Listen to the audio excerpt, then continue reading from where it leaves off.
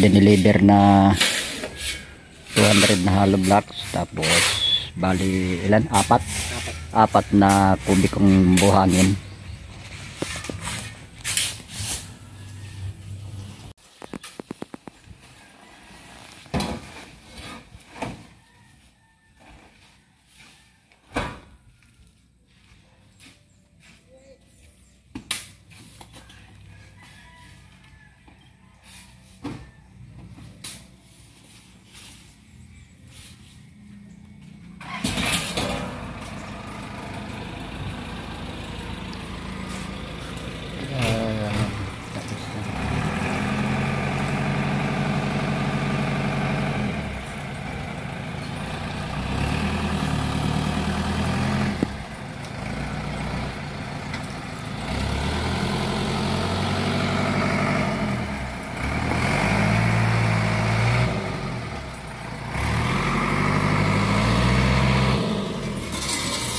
Yan buhangin.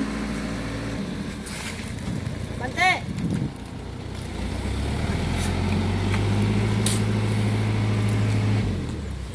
Tras!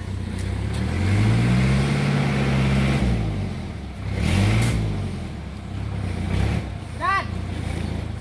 Tulong bro!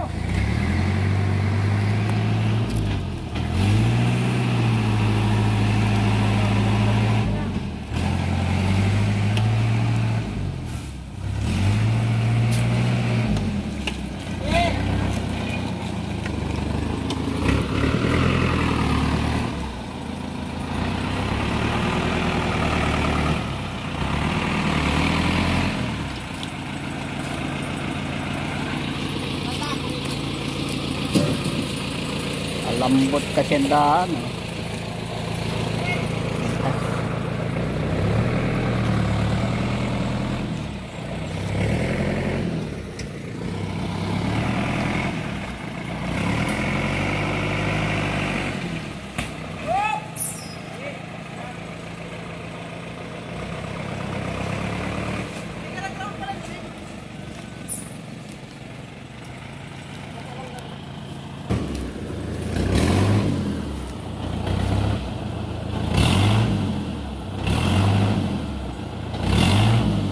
Patay po.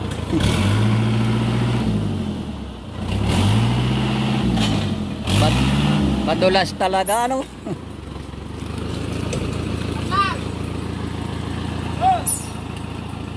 Madulas.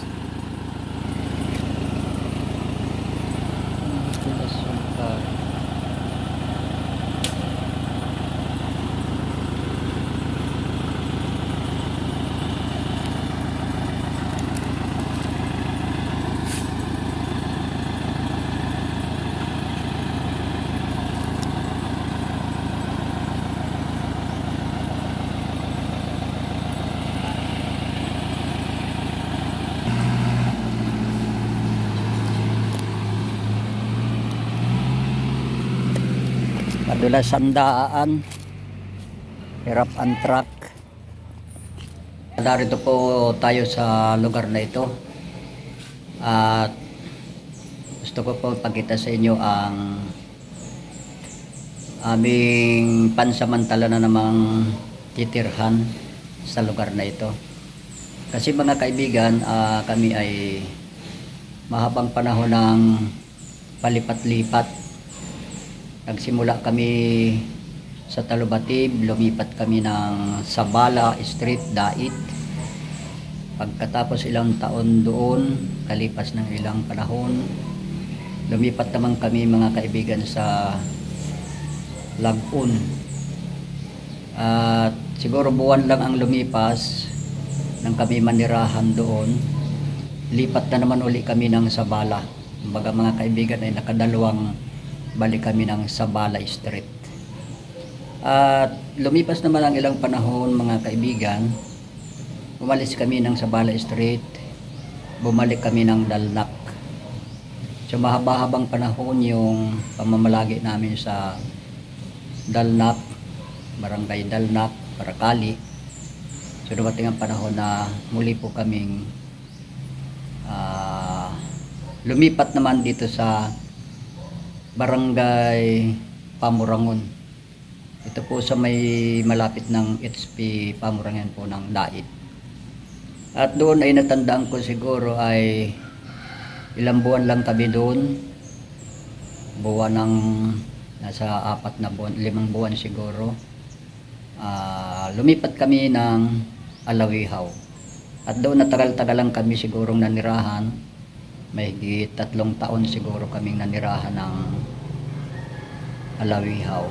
At ngayon pong 2025 ay muli po ay iniwan namin ang Alawihaw at lumipat po kami sa lugar na ito. At ito po ay pansamantala na naman lang pong pananahan namin dito. At mayroon pong nakalaan na bahay na pinapagawa si Kuya Bal na talaga na yun ay lilipatan namin. Ayan mga kaibigan, at pakita ko po sa inyo yung lugar. Yan, ito mga kaibigan, ito yung side ng church, itong lugar na ito, side ito, kasi ang kalsada yan. Ito yung side ng church na ito. Ito yung daan papasok dito sa office. Ito yung office ito, pero hindi pa kasi nung naisasaayos ito. At dito mayroon dito namang pinto papunta dito sa kitchen. Ayan, dito kami pa nagluluto. Dito rin kami kainan namin. Ito yung table. Meron namang nakalagay na refrigerator. Pwede naman magpalamig ng tubig at makapag-stock ng kaunting mga pagkain at mga pang-ulam. Ayan. Ito meron ditong exit papunta rito sa labas. Kaya dito ay may daan papunta rito sa may gilid na ito. Ayan mga kaibigan. At dito titingnan natin yung pansamantalang tinutulugan namin. Ayan, meron ditong 4 na kwarto mga kaibigan, hanggang dun sa dulo na yon. 4 na kwarto ito. Itong bungad ito yung aming tinutulugan. Yan, ito yung pinto. Yan yung tulugan namin. Medyo makalat lang mga kaibigan, pasensya na po kayo. Ayan. Dito kami pansamantala mga kaibigan. Bali 2 kwarto na ako pa namin dito. Kasi doon sa anak kong dalaga na nag-i-eskwela. Ito. Kwarto ito. Yan. Yung double deck. Kaso ang gulo-gulo nung kwarto. Nag-i-eskwela kasi kaya ang gulo nung kanyang mga hindi pa niya masyadong mailigpit kasi araw-araw nasa school. So yan mga kaibigan, at dito meron tumutulog din dito yung isang teacher. Pero mga kaibigan, yung sabi ko na alilipatan namin yung bahay na yun na kulay blue. Yan o mga kaibigan, na pinagagawa ni Kuya Bal, ay diyan kami titira talaga. Pas na matapos yan mga kaibigan, ay yan ang lilipatan namin. At siguro last na lipat na namin dyan, at yan na siguro kami mananatili. Yan po. Maya maya mga kaibigan, titingnan po natin yan. Tingnan po natin, ikutin natin at pakita ko po sa inyo kung gaano to kalawak. Wala dito. Ay siya nga pala yung aking itinanim nga pala ditong ubi. Bumuhay na oh. Ayan, tumaas na, gumagapang na. Masarap yan mga kaibigan, yung ubing bumubunga yan. Dito may mga daan dito sa gilid na ito mga kaibigan. Yan. Iikot ko kayo dito kung gaano kalawak ito.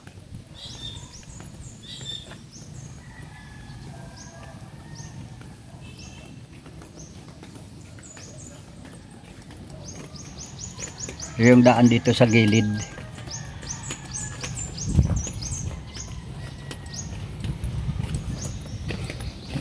Dito muna pumaparking ang lahat ng mga sasakyan pag araw ng linggo. Kasi dito mga kaibigan, ito ay church. Mayroon service dito pagka araw ng linggo. Kaya malawak ito mga kaibigan. Pero yung aming tinitirhan doon sa likod, ito, dito may daan din dito mga kaibigan. Yan, papunta doon sa ginagawang bahay.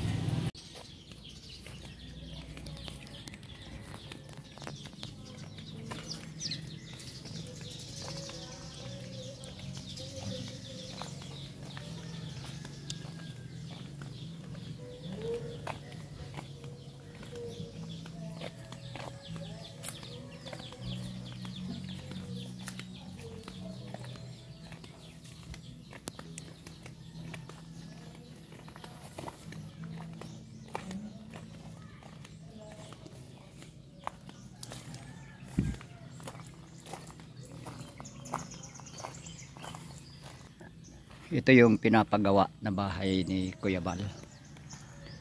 Ayan o. Rin na siya. At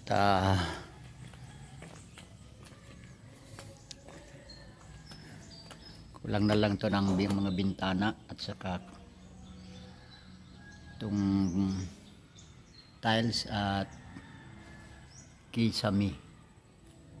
Ito mga pamintuan, itong pinto. Ito mga kaibigan yung pinagagawang bahay. Dito kami lilipat pagka nayari ito.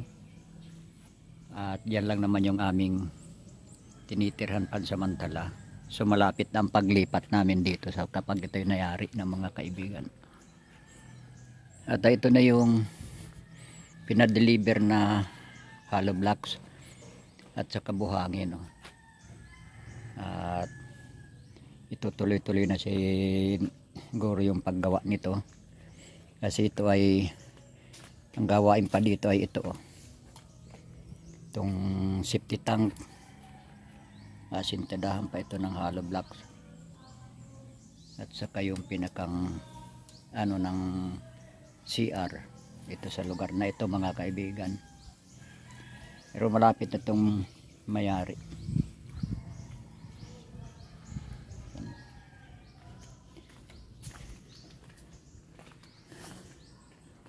Dito na kami siguro maninirahan at siguro hindi na kami palipat-lipat pag nayari na ito. Last na paglipat namin dito mga kaibigan sa lugar na ito kapag nayari na ito. Meron na rin itong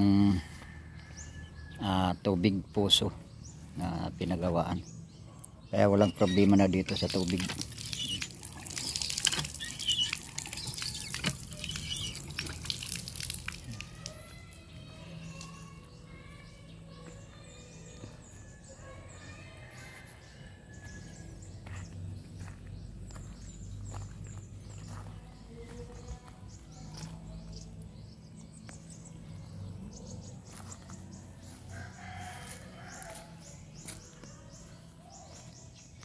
Okay, yan mga kaibigan, at pansamantala po na naninirahan kami sa lugar na ito.